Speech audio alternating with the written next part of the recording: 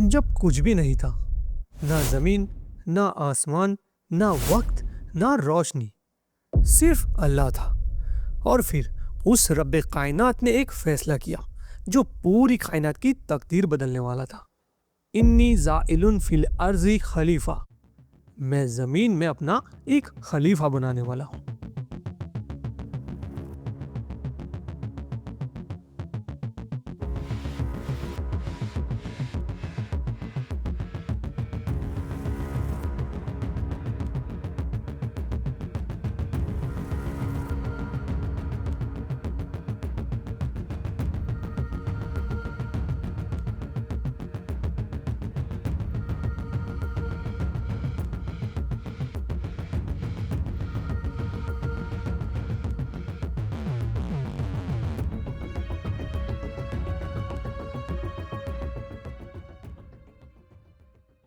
اپنی خلافت کے لیے اللہ کا ارادہ ہوا کہ میں زمین میں ایک خلیفہ بنانے والا ہوں۔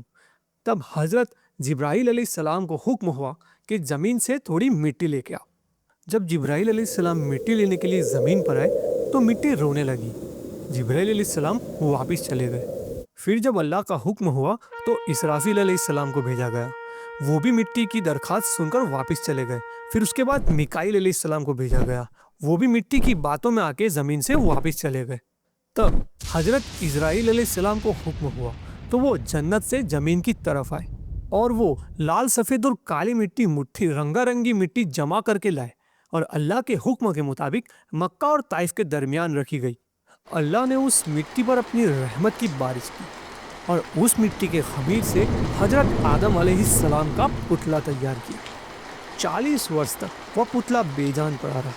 جب اللہ نے چاہا کہ حضرت آدم علیہ السلام کا ستارہ روشن ہو اور آدم علیہ السلام کی اولاد یعنی کہ انسان کا درجہ پوری دنیا میں بلند ہو تو روح کو حکم ہوا کہ آدم علیہ السلام کے جسم میں اتر۔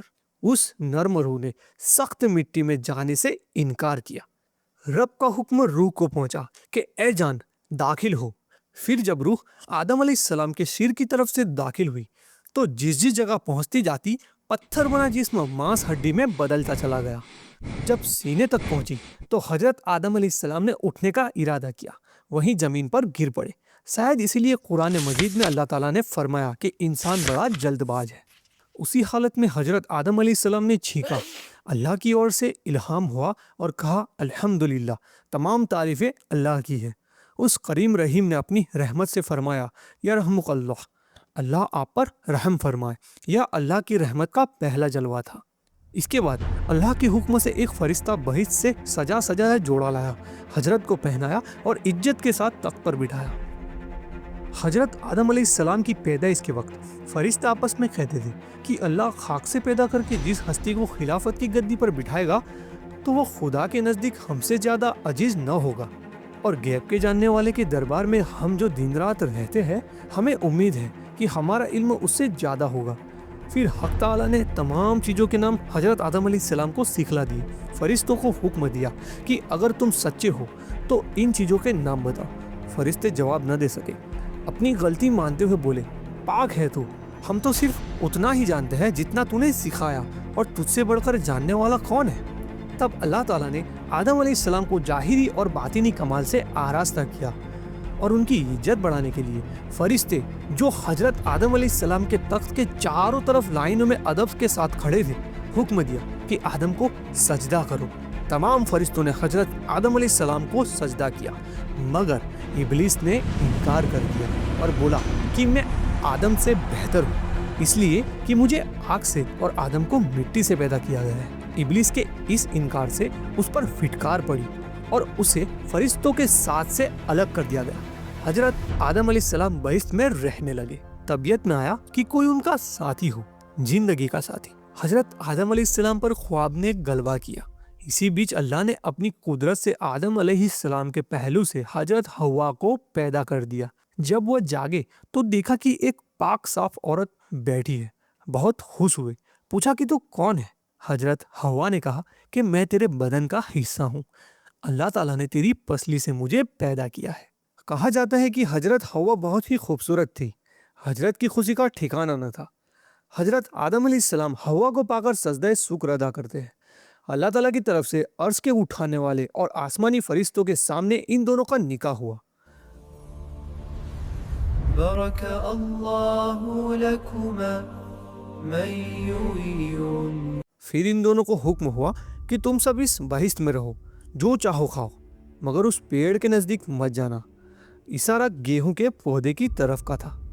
ابلیس نے آدم کو سجدہ نہیں کیا تھا اور وہ نکال دیا گیا تھا، اسی لیے اسے حضرت آدم علیہ السلام سے خاص طور سے جلن ہو گئی تھی۔ وہ ہمیشہ ایسے ہی اپائے سوچتا تھا کہ کسی طرح سے آدم علیہ السلام کو بہشت سے نکالے۔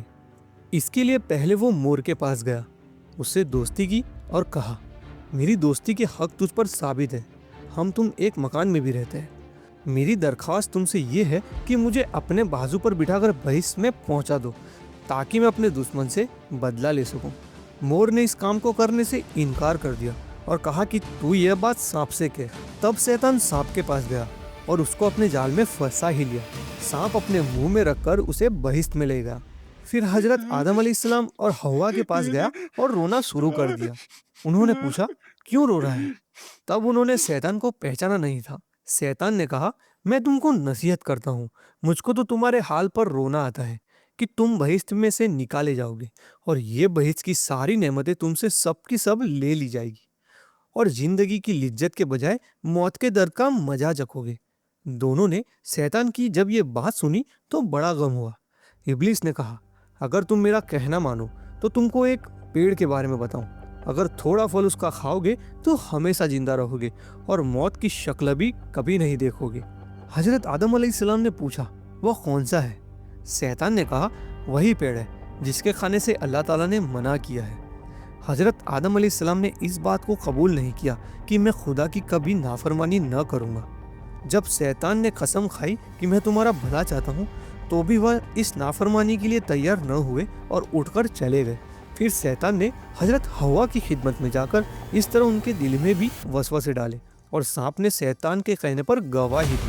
حضرت حوا نے حضرت آدم علیہ السلام سے فرمایا کہ سانپ تو بہشت کا خادم ہے اور وہ شیطان کے حق میں گواہی دے رہا ہے، تو میں پہلے اس پیڑ کا پھل کھاتی ہوں، اگر کوئی بات پڑے تو میرے واسطے خدا سے معافی مانگ لینا، اور نہیں تو تم بھی کھاؤ کہ ہم تم دونوں تمام عمر بہشت کی نعمتوں کو چین سے کھایا کریں۔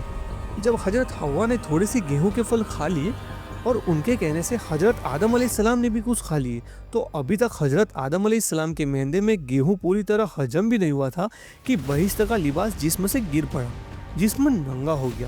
مجبوراً ہو کر انجیر کے پتوں سے جلدی جلدی جسم ڈھانکا۔ حکم ہوا کہ اے آدم، تیرے ننگے ہونے کی وجہ کیا ہے؟ کہا، اللہ، اس کی وجہ یہ ہے کہ تیری مرضی پر عمل نہ کیا، اس منع کیے ہوئے پیڑ کا پھل کھا لیا۔ پھر آدم علیہ السلام نے یہ بھی عرض کیا کہ یہ غلطی سانپ اور مور کے بہکانے اور قسم کھانے سے ہوئی ہے، جبکہ یہ بہشت کے امین اور رکھوالے ہیں۔ اسی جرم کے عذاب کے طور پر حضرت حوا اور ان کی بیٹیوں کو خاوندوں کے حکم میں رہنا اور ان کی تابعداری کرنا طے کر دیا۔ مور کو بھی سزا ملی، اس کی بھی شکل بدل گئی، چنانچہ پاؤں تو بدصورتی کے لیے مشہور ہی ہے۔ حضرت آدم علیہ السلام اور حوا کو باعزت زمین پر شیطان، سانپ اور مور سبھی جنت سے زمین پر ذلت اور رسوائی کے ساتھ اتارے گئے۔ سزا کے طور پر سب کے سب الگ رکھے گئے۔ حضرت آدم علیہ السلام کو سران دیپ میں، حضرت حوا کو جدہ میں، شیطان سستان میں، سانپ کو اصفہان میں اور مور کو کابل میں اتارا گیا۔ اسی طرح ابلیس اور آدم کی اولاد میں ہمیشہ ہمیشہ کے لیے دشمنی پیدا ہو گئی اور قیامت تک رہے گی۔ اس واقعے کے بعد حضرت آدم علیہ السلام نے 40 دن تک نہ کھایا نہ پیا۔ حضرت حوا کی جدائی سے تڑپتے رہے، 300 برس تک روتے رہے اور توبہ و استغفار کرتے رہے۔ توبہ و استغفار کے بعد حضرت جبرائیل علیہ السلام آئے اور گناہوں کی معافی کی خوشخبری لائے۔ حضرت آدم علیہ السلام بہت خوش ہوئے۔ اس خوشی میں اللہ کا اشارہ پا کر انہوں نے چاند کی طرح 14-15 تاریخوں کے روزے رکھے۔ اس کے بعد حضرت آدم علیہ السلام کو حکم ہوا کہ خانہ کعبہ کی بنیاد رکھے۔ حضرت آدم علیہ السلام نے جبریل علیہ السلام کی تعلیم سے اور فرشتوں کی مدد سے کعبے کی بنیاد رکھی اور حجر اسود جسے وہ جنت سے لائے تھے اسے کعبے کی ایک طرف جمایا۔ کعبہ تیار ہونے کے بعد حضرت جبرائیل علیہ السلام نے حج اور طواف کے طریقے بتائے۔ حضرت آدم علیہ السلام ان سب سے چھٹی پا کر حضرت جبرائیل علیہ السلام کے کہنے سے عرفات پہاڑ پر چڑھے۔ حضرت حوا بھی حضرت آدم علیہ السلام کے لیے پریشان تھی۔ घूमती फिरती वह भी अराफात पहुंच गई थी। धूप और गर्मी से उनका रंग भी बदल गया था। दोनों एक दूसरे को नहीं पहचान सकते थे। हजरत जिब्राइल अलैहिस्सलाम ने एक दूसरे को पहचानवाया, दोनों का मिलना हुआ, फिर दोनों अल्लाह की मर्जी के मुताबिक सरांगी पाए। हजरत जिब्राइल अलैहिस्सलाम ने गेहूँ, रोटी और लकड़ी पहुंचाई, खेती करना सिखाया, 2 बैल भेजी और दोनों मेहनत, मशक्कत और सुकून के साथ रोटी खाने कमाने लगे। लेकिन उन्हें क्या पता था कि बड़ा बेटा छोटे बेटे का कत्ल कर देगा। Subscribe the channel.